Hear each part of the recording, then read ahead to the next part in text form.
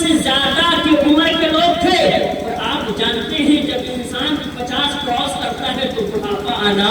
شروع ہو جاتا ہے۔ خود امام حسین 60 سال کے ہوتے۔ حضرات امام حسین اپنے رفقا کے ساتھ چلے جا رہے ہیں، چلتے چلتے جا رہے ہیں، تب تک آپ کا راستہ جو تھا وہ تیزی کے ساتھ طے کرنا نہیں تھا، آپ آہستہ آہستہ چلتے تھے، کیونکہ بوڑھے ساتھ تھے، بچے ساتھ تھے، عورتیں ساتھ تھیں، بہت آپ کے پاس گھوڑے نہ تھے، سواریاں نہ تھیں، کچھ پیادہ بھی تھے، آپ چلتے چلے جا رہے۔ تب تک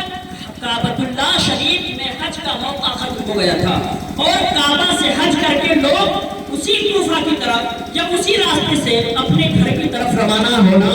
شروع کر دیے تھے۔ یارو اب جو کر کے حج آ رہا ہے، امام حسین کو دیکھ رہا ہے، کوفہ جا رہے، ساتھ ہو لیتا ہے، اور ساتھ ہونا کیوں تھا کہ امام حسین کوفہ جا رہے ہیں، ان کی جب بیعت ہوگی، جب ان کی بیعت لوگ کریں گے، ہم ان کی بیعت میں شامل ہوں گے، اور ان کی خلافت میں ہم بھی لوگ اپنی زندگی گزاریں گے، اس لیے چند افراد ان کے ساتھ ہوں گے۔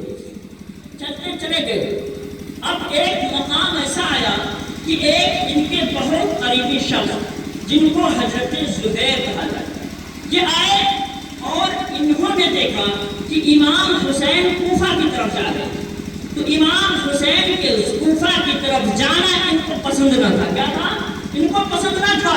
یہ چاہتے تھے کہ امام حسین کوفہ کی طرف نہ جائیں، کیونکہ ان کی خواہش یہ تھی کہ امام حسین اتنے اچھے ہیں، اللہ کے رسول صلی اللہ علیہ وسلم کے نواسے ہیں، اور کوفہ والے غدار ہیں، یہ جائیں گے تو ان کے ساتھ غداری ہوگی۔ کیونکہ زہیر جو تھے، انہوں نے کیا کیا تھا، انہوں نے آقا کریم صلی اللہ علیہ وسلم کے داماد حضرت علی کے ساتھ بھی جنگ کیا تھا، یعنی ساتھ رہ کر، اور حضرت امام حسن کا بھی ساتھ دیا تھا۔ تو یہ لوگ جانتے تھے کہ کوفہ والے کتنے بڑے غدار ہیں۔ یارو اب یہ قافلہ چل رہا ہے، اور وہ حج کر کے بھی زہیر بھی آ گئے ہیں، آپ سائڈ سائڈ چل رہے ہیں تاکہ امام حسین کو خبر نہ چلے کہ میرا قافلہ بھی اسی کے ساتھ ہے۔ اور یارو جب ایک موقع آتا ہے کہ قافلے امام حسین لگایا جاتا ہے، یعنی خیمہ زن کیا جاتا ہے، ان کا بھی خیمہ تھوڑی دور پہ لگایا جاتا ہے۔ امام حسین علیہ السلام کو پتہ چلتا ہے کہ یہ میرے والد محترم کے دوست ہیں، میرے بھی دوست ہیں، امام حسن علیہ السلام کے بھی دوست ہیں، تو ان سے بلا کر بات کی جائے۔ امام حسین علیہ السلام نے ایک قاصد بھیجا، اور قاصد سے کہا کہ جاؤ اور زہیر سے کہو کہ میں ان سے ملاقات کرنا چاہتا ہوں۔ حضرات حضرت زہیر کے پاس جب قاصد جاتا ہے، اس وقت آپ اپنی بیوی کے ساتھ تقریباً کھانا تناول فرما رہے تھے یا گفت و شنید کر رہے تھے، بات کر رہے تھے۔ قاصد پہنچتا ہے، سلام عرض کرتا ہے، اے میرے آقا، آپ کو سلام آیا ہے آقا حسین کی طرف سے۔ کہا ٹھیک ہے، سلام کا جواب دیا، بتاؤ ماجرا کیا ہے، معاملہ کیا ہے؟ کہا بات دراصل یہ ہے کہ میرے آقا حسین آپ سے ملاقات کرنا چاہتے ہیں، آپ کو انہوں نے دریافت کیا ہے کہ آپ تشریف لائیں، طلب کیا ہے۔ حضرات امام حسین کی بات سنتے ہیں تو فوراً وہ انکار کر دیتے ہیں، جاؤ اپنے آقا حسین سے کہہ دو میں حسین اعظم سے ملنا نہیں چاہتا، میں حسین اعظم سے ملنا نہیں چاہتا ہوں۔ یارو یہ حسین اعظم سے ملنے یا نہ ملنے کا جو ان کے اندر جذبہ تھا، نہ ملنے کا ان کے اندر جو یہ ایک حرارت پیدا ہوئی کہ وہ اس لیے نہیں کہ وہ دشمنی کرتے تھے، بلکہ اس لیے کہ جب میں اس طرح کروں گا تو آقا حسین اس راستے کو بدل کر اپنے گھر کی طرف چلے جائیں گے۔ وہ امام حسین کی زندگی کو اہمیت دیتے تھے، امام حسین کی زندگی کو باوقار سمجھتے تھے، امام حسین کی زندگی کی قیمت کو جانتے تھے، اس لیے وہ چاہتے تھے کہ امام حسین اس جگہ کو نہ جائیں اور یہاں سے اس جگہ کو چھوڑ کر اپنے گھر کی طرف روانہ ہو جائیں۔ جب قاصد یہ بات سنتا ہے واپس چلا آتا، قاصد یہ بات سنتا ہے واپس چلا آتا ہے۔ زہیر بن قیس جو ہے ان کی بیوی کہتی ہے کہ دیکھو آقا حسین جو نواسے رسول ہیں، جگر گوشے بدول ہیں، حضرت علی کے سب سے دلارے ہیں، تم نے ان کی بات کا انکار کیا ہے، تم ان کے پاس جانا نہیں چاہتے ہو۔ بتاؤ اگر تم سے سوال کر لیا جائے گا میدان محشر میں کہ میرے بیٹے نے جب تمہیں بلایا تھا تو تم نے اس کی بات پر لبیک کیوں نہ کہا تھا، کہ تم کیا جواب دو گے؟ اگر تم جا کر امام حسین سے ملاقات نہیں کرتے ہو تو جاؤ، میں تم سے طلاق چاہتی ہوں، مجھے طلاق دے دو، میں تم سے دور رہنا چاہتی ہوں، میں ایسے شخص کے ساتھ زندگی نہیں گزاروں گی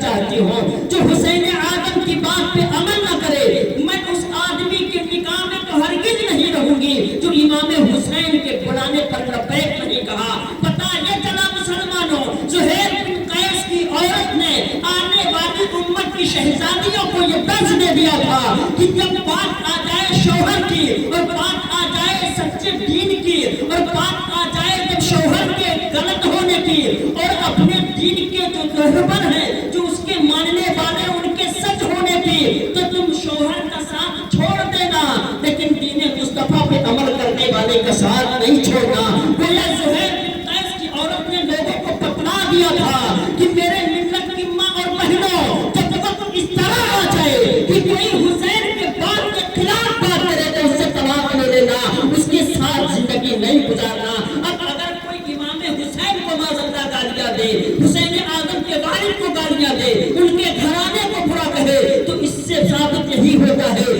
کہ ایسے لوگ سے اپنے ناطے کو توڑ لینا چاہیے۔ جب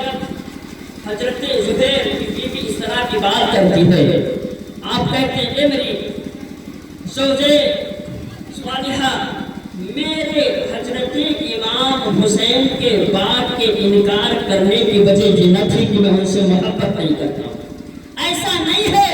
کہ میں ان کا عاشق نہیں ہوں، ایسا نہیں ہے کہ میں محب اہل بیت اطہار نہیں ہوں۔ بات دراصل یہ ہے میں کوفہ ہی کی طرف کا ہوں، میں کوفہ کے لوگوں کی غداری سے واقف ہوں، کوفہ کے لوگوں کے بہانے سے واقف ہوں۔ مجھے پتا ہے امام حسین اگر کوفہ جائیں گے تو ان کے ساتھ غدر کیا جائے گا، امام حسین اگر کوفہ کی طرف جائیں گے تو ان کو شہید کر دیا جائے گا، ان کے گھر والوں کو بے اپانی کے چھوڑ دیا جائے گا، بے دانہ کے چھوڑ دیا جائے گا۔ میں آنے والے حالات سے واقف ہوں جو کہ قدر سے میں واقف ہوں، اس لیے میں چاہتا ہوں کہ امام حسین وہاں نہ جائے، اور میں نے جو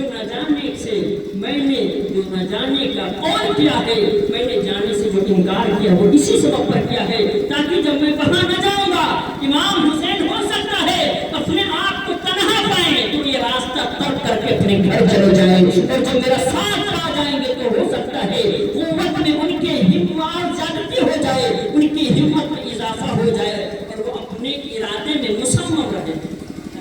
لیکن جب بیوی نے دیکھا اس طرح کے معاملات نے اپنی بات کہی کہ وہ حضرت امام حسین سے ملنے گئے۔ جب امام حسین سے ملنے جاتے ہیں تو واقعی ابھی بھی ارادہ ان کا پختہ نہیں، امام حسین سے ملنے کے لیے گئے، امام حسین نے ایک خیمے میں بلایا، جو چیزیں تھیں خرد و نوش کی اس کا سامنا کرایا، بعد میں گفتگو شروع ہوئی۔ حضرت امام حسین نے ان کو ایک بات یاد دلائی اور کہا آپ نے ایک جگہ پر جنگ کی، کیا کیا تھا؟ ایک جگہ پر جنگ کیا تھا آپ نے، اور اس جنگ کے سپہ سالار سلمان فارسی سے بتائی، کہا کہ سنو جب آپ نے جنگ کی تھی آپ قوت میں بالا تھے، اعلیٰ تھے، نرالے تھے، آپ نے دشمن پر فتح حاصل کی تھی، آپ کو بہت زیادہ مال و زر ملے تھے اور آپ بڑے خوشی اور مسرت میں تھے، اور آپ کہہ رہے تھے کہ ما ہذہ النعمہ، یہ کون سی نعمت ہے اللہ نے مجھے دی ہے، آپ بڑے خوش و خرم تھے۔ اس وقت آپ سے کیا کسی نے کچھ نہیں کہا تھا؟ آپ سے سلمان فارسی نے کیا نہیں کہا تھا کہ اے زہیر، آج کے مال و دولت جسے تم دیکھ کر خوش ہو رہے ہو وہ یہ اس مال و دولت سے زیادہ بہتر نہیں ہے جو تمہیں امام حسین کے ساتھ جنگ لڑنے کی وجہ سے جنت میں ملیں گے۔ تو اے زہیر بن قیس، کیا تم اس قول کو بھول گئے ہو؟ جب وہ بات یاد دلاتے ہیں تو امام حسین کے فوراً فکر پیدا ہو جاتے ہیں اور کہتے ہیں آقا حسین مجھے وہ بات یاد ہے، سلمان فارسی نے مجھ سے کہا تھا کہ تم اگر اس مال کو دیکھ کر اتنے خوش ہو تو حسین کے ساتھ لڑنے کے عوض جو تمہیں مال ملے گا اس سے بتاؤ تمہیں کتنی خوشی حاصل ہوگی۔ آقا حسین میں تمہارے ساتھ چلنے کے لیے تیار ہوں۔ ابھی وہ زہیر بن قیس جو اپنی زوجہ کے پاس سے آتے ہوئے بڑے مضطرب تھے، بہت زیادہ پریشان حال تھے،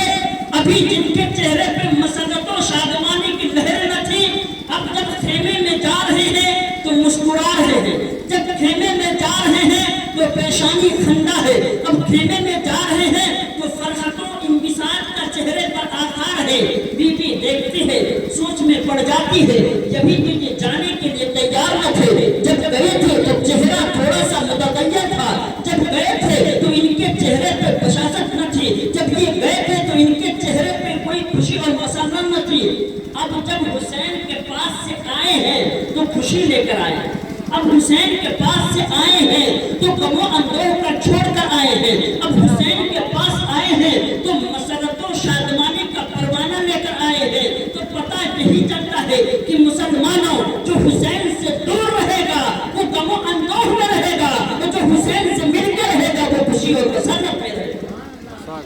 یہی سبق ملتا ہے زہیر بن قیس کے درس کے واقعہ سے کہ حسین سے دوری خوشی اور مسرت سے دوری ہے، حسین سے دوری اضطراب میں پڑنا ہے، حسین سے دوری غم میں مبتلا ہونا ہے، حسین سے دوری گویا اپنے آپ کو ہلاکت میں ڈالنا ہے، حسین سے قربت اپنے آپ کو خوش کرنا ہے، حسین سے قربت اپنے آپ کو فرحت و انبساط کرنا ہے، حسین سے قربت اپنے آپ کو شادماں کرنا ہے۔ تو اے مسلمانوں حسین سے قربت بنائے رکھو، لیکن یاد رکھو حسین سے قربت کا مطلب تعزیہ داری نہیں ہے، صرف حسین سے قربت کا مطلب جھنڈے اٹھانا نہیں ہے، صرف حسین سے قربت کا مطلب ڈھول بجانا نہیں ہے، حسین سے قربت کا مطلب ناچ کرنا نہیں ہے، حسین سے قربت کا مطلب ماتم کرنا نہیں ہے، حسین سے قربت کا مطلب نماز بندگانہ ادا کرنا ہے، حسین سے قربت کا مطلب آقا کے رسول کے مفروضات پہ عمل کرنا ہے، حسین سے قربت کا مطلب فاطمہ الزہرا کے جیسا کنیز بننا ہے، حسین سے قربت کا مطلب نبی کا خادم بننا ہے، حسین سے قربت کا مطلب یہ ہے کہ جب وقت آ جائے تو دین مصطفیٰ کے لیے سر کٹانا۔ پتہ ہے چلا حسین سے قربت اگر چاہیے تو یارو حسین جیسا بننا ہوگا، یا کم از کم حسین کے غلاموں جیسا بننا ہوگا۔ اگر حسین سے دوری ہے تو خوشی و شادمانی سے دوری ہوگی، اگر حسین سے قربت ہے تو مسرت و شادمانی تمہارے ساتھ ساتھ چلتی ہے۔ زہیر بن قیس کی بیوی ہے، سوچ میں پڑ جاتی ہیں گئے تھے تو اس طرح آئے ہیں تو اس طرح۔ یارو اب امام حسین کے پاس سے آنے کا ہم لوگوں کو فائدہ مل جاتا ہے کہ اگر کربلا میں حسین پاک کی زیارت ہو جائے، مزار پاک کی زیارت ہو جائے تو غم و اندوہ کے بادل پھٹ جائیں گے اور ہمیں اللہ رب العزت فرحت و شادمانی میں مبتلا کر دے گا، اللہ ہمیں اچھائیوں سے بھر دے گا، ہمارے دلوں کو اللہ منور کر دے گا۔ اس لیے حسین سے سچی پکی محبت کرتے رہو، اور حسین کے غلاموں نے جس طرح عمل کیا ہے آپ بھی عمل کرتے رہو۔ اب امام حسین کے پاس آتے ہیں، فوراً تلوار اٹھاتے ہیں اور شامل قافلے میں ہو جاتے ہیں، قافلہ چلتا ہے، بڑھتا آگے نکلتا چلتا ہے۔ حضرات کچھ دور قافلہ گیا تھا، تب تک دیکھا یہ جاتا ہے کہ کچھ چلنے والے چلے آ رہے ہیں، گھوڑوں کے ساتھ ہیں، سواریوں کے سوار ہیں، اور ایک دو نہیں 1000 ہیں، چلتے چلے آ رہے ہیں۔ امام حسین کے قافلے کے لوگ دیکھتے ہیں، یاد آنے والے آ رہے ہیں، کئی افراد ہیں، ایک دو نہیں ہیں بلکہ ہزاروں کی تعداد معلوم ہوتی ہے۔ جب قریب آنے والا آتا ہے دیکھ کر کہتا ہے اے امام حسین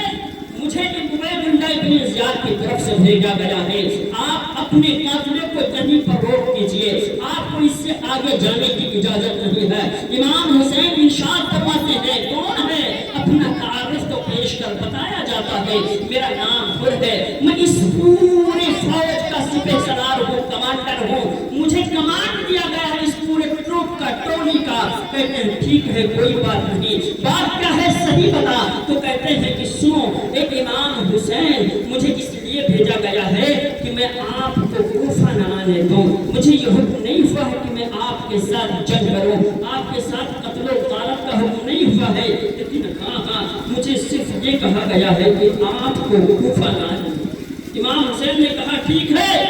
کوئی بات نہیں، چلے وقت اب ہو رہا ہے نماز کا۔ چلو جب نماز کا وقت ہوتا ہے اذان ہونے لگتی ہے، یہ تقریباً 1 تاریخ کی بات ہے، یا محرم الحرام کے 29 تاریخ کا چاند نظر آ گیا تھا تو رات کی بات تھی۔ امام حسین علی اکبر کو حکم دیتے ہیں، اذان کہی جاتی ہے، نماز کے لیے سارے لوگ اکٹھا ہو جاتے ہیں۔ اب امام حسین کے ہوتے ہوئے انہوں نے گوارا نہ کیا کہ اپنی جماعت کو الگ تیار کریں. انہوں نے کہا امام حسین ہم آپ کے پیچھے نماز پڑھیں گے. پتہ چلا محبت حسین ہونے کے لیے انسان کا اپنی صف میں ہونا ضروری نہیں ہے. محبت حسین تو عدو کے صف میں رہ کر بھی پیدا کیا جا سکتا ہے. یعنی آنے والا جو آیا تھا وہ اپنے صف کا نہ تھا, وہ تو یزید ابن معاویہ کا سپہ سالار تھا, وہ اللہ ابن ذات کا تقرر کیا ہوا کمانڈر تھا. لیکن محبت حسین جس کے دل میں ہوا کرتی ہے وہ یہ نہیں دیکھتا ہے میں کس کی طرف سے منتخب کر کے آیا ہوں, وہ یہ دیکھتا ہے میں آیا کس کے سامنے ہوں. جو شخصیت میرے سامنے ہے وہ ساری شخصیت پر بھاری ہے. امام حسین کے پیچھے وہ نماز پڑھتے, وہ چاہتے تو دعویٰ کرتے تھے میرے افراد زیادہ ہیں. اسے گاؤں کا ہوتا ہے, گاؤں میں 2-4 ٹیم ہوتی ہے, کمیٹی ہوتی ہے, فلاں خزانچی صحیح نہیں ہے, فلاں منسٹر صحیح نہیں ہے, فلاں سیکریٹری صحیح نہیں ہے, فلاں صدر صحیح نہیں ہے. اب جب کوئی دعویٰ کرتا ہے تیسرا کھڑا ہو جاتا ہے. اب دیکھا یہ جائے گا کہ کس کے ساتھ کتنے لوگ ہیں, اسی کے ساتھ کھڑا ہو جائے گا. جب حسین پاک کے جہاں آ کر حر نے امام حسین کے صف میں داخل ہونے سے پہلے دنیا کو یہ بتا دیا تھا کہ جب حق کی بات ہو, صداقت کی بات ہو, تو وہاں کثرت انسان نہیں دیکھتے ہیں, وہاں پر انسانیت کو دیکھا جاتا ہے, انسان کو نہیں دیکھا جاتا ہے. دیکھا یہ جاتا ہے کہ حق کس کے ساتھ ہے, کہ نہیں دیکھا جاتا ہے کہ انسان کس کے ساتھ ہے. اس لیے کہ حر کو حق تھا, دعویٰ کر سکتے تھے امام حسین تمہارے ساتھ صرف 72 ہیں, میں تمہارے پیچھے نماز کیسے پڑھوں. لیکن نہیں, حسین کے جانتے تھے حر کہ حسین جیسا کوئی انسان پیدا ہی نہیں ہوا ہے. ہزاروں کیا, لاکھوں کیا, کروڑوں کیا, اس سے بھی زائد لوگ اگر امام حسین کے مقابلے میں آئے تب بھی ریج پڑ جائے. تو پتہ یہ چلا کثرت کے بنا پر مت جانا کہ ہمارے خاندان کے لوگ ہمارا ساتھ دیں گے. جو حق ہے اس بات پر اڑے رہنا اور حق کا ساتھ دینا. اس لیے کہ حر نے یہ ثابت کیا تھا عدو کے دشمن میں بھی, تو دشمن میں صف میں بھی رہتے تھے, عدو کے صف میں بھی رہتے تھے, کہ کثرت کی وجہ سے دعویٰ نہیں کیا جاتا ہے, دعویٰ تقویٰ اور پرہیزگاری کے بنا پہ کیا جاتا ہے. کیونکہ اس وقت حر کو علم تھا کہ نبی نے فرمایا ہے کہ انسان کو کسی پر فضل اس کے عربی یا عجمی ہونے کی وجہ سے نہیں ہے, اس کے اسود یا گورے ہونے کی وجہ سے نہیں ہے, الا بالتقویٰ, مگر پرہیزگاری کی وجہ سے ہے. تو امام جیسا پرہیزگار روئے زمین پر اس وقت کوئی نہ تھا. اس لیے امامت ہوگی تو امام حسین کی ہوگی اور نماز انہی کے پیچھے پڑھی جائے گی. جب حر نے نماز امام حسین کے پیچھے پڑھی ہے تو یارو ان کے خلف میں رہنے والے ان کے سپاہی جو تھے وہ بھی امام حسین کے پیچھے نماز پڑھتے نظر آ رہے ہیں. حضرات نماز مکمل ہوتی ہے, دن گزرتا جاتا ہے, ایک وقت ایسا آتا ہے کہ حر کے فوجیوں کے پاس پانی ختم ہو جاتا ہے. لوگ کہتے ہیں امام حسین کے پاس پانی نہ تھا, پانی پینے کو نہ ملا, ٹھیک ہے آزمائش تھی, امتحان تھا, ایگزامینیشن ہال تھا, وہاں پر ہیلپنگ لگانا, مدد کرنا مناسب نہیں ہے. لیکن یارو امام حسین کے پاس حر آتے ہیں, کہتے ہیں امام میرے فوجیوں کے پاس پانی نہیں ہے اور 1000 لوگ ہیں, ان کے لیے پانی مہیا کرنا کیسے ممکن ہوگا. امام حسین اپنے لوگوں کو بلاتے ہیں, عباس بازار کو آواز دیتے ہیں, ارشاد فرماتے ہیں جتنے بھی پانی ہمارے قافلے والوں کے پاس ہے سب اکٹھا کیا جائے. یہاں بیان کیا جاتا ہے امام حسین کے ساتھ اتنا پانی تھا کہ 1 ماہ بھی اگر پانی آپ کو نہ ملتا تب بھی آپ کا پانی ختم نہ ہوتا. آپ نے سارا پانی اٹھا کر حر کے حوالے کر دیا, جب حر اپنے فوجیوں کو پلا دے اور ان کی جان بچا. پتہ یہ چلا حسین اس کو کہتے ہیں جو دشمن کی بھی جان بچاتے چلے اور اپنی جان کو خطرے میں ڈالتا ہوا چلا جائے. اپنے لوگوں کے پانی کو دشمن کو دے دینا جو آپ کے مد مقابل میں ہو, اسی کو حسین کہتے ہیں, اور حسین جیسے لوگوں سے پانی چھین لینا اس کو یزید کہتے ہیں. जब इमाम हुसैन ने पानी दे दिया, हुर ने अपने फौजियों को पानी पिला दिया। अब इमाम हुसैन के पास भी वाकई पानी की किल्लत नामुमकिन होने लगी। तकरीबन 6 दिन की बात है। तब तक मामला यह होता है 5वें या 6ठे दिन या तीसरे दिन अब्दुल्लाह बल्कि उबैदुल्लाह इब्ने ज़ियाद की तरफ से एक और फौज भेजी जाती है। फौज जो भेजी जाती है वो अम्र बिन साद